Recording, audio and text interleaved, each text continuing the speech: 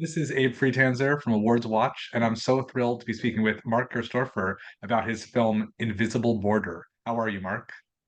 Hi, thanks a lot for inviting me.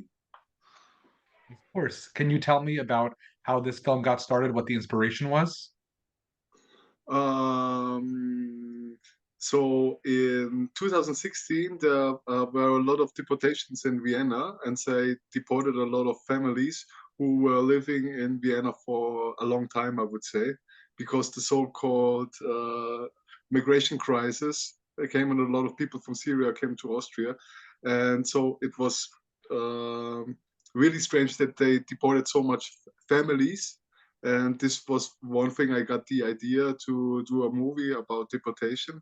And the other thing was I was like for short working in a police station. And so one of the police officers, also to research, and one of the police officers said, so the hardest thing he had ever to make was deport the family. And he was like traumatized. And so this was a kind of inspiration for the movie. The characters, the police, and the family otherwise invented, or are they based on real stories that you did in your research? It's a little bit mixed, I would say. So some things are real or happened, and some were mixed. So it's yeah. When you were doing your research, what was most powerful to you that you knew you wanted to put into the film? Um, hmm. So maybe I think so. The idea that you have to do something you don't want to because you know it's the wrong thing. Absolutely. And this happens in the middle of the night. Is that something that's also true to life? That these are often happening at that time? Yes, because the whole families are at home at this time. So normally, if you start a deportation like in the morning, maybe someone is in school or something, you can put them out. So it was an easy way to get the whole family. I guess that makes sense. It just feels especially unkind that in your last calm moments, you're disrupted when you're sleeping. Yeah. What was the casting process like? Where did you start with the characters? Ooh, it was very hot because it was during COVID, and so normally I go a lot of places and check out people I like, and then I work with them. So there are no actors in the movie, so no one is an actor. And then we do like proposals a lot, and then I see if the people are able to work good with me or not. So yeah, and so I got Lolo because I knew she was a dancer, but not an actress, but a very good performer.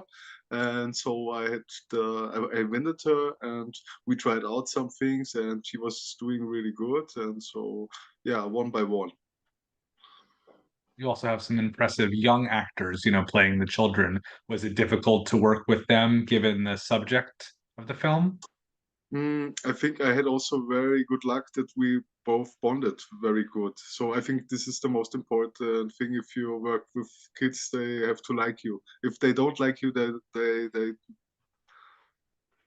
don't want it. So I was happy with her because she liked me and she liked this kind of work, and so I got really luck.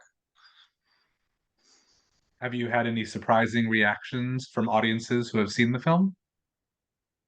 Um, so for me, I think it's always great to see it in the audience because some people are on one point of the movie are really like shocked, and some people were crying. And so if this happens, I know I did a good job.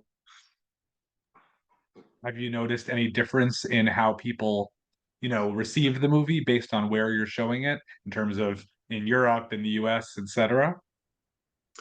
I showed it in Los Angeles, and a lot of people from Mexico wanted to talk to me, and this was very interesting. So a lot of people with migration context to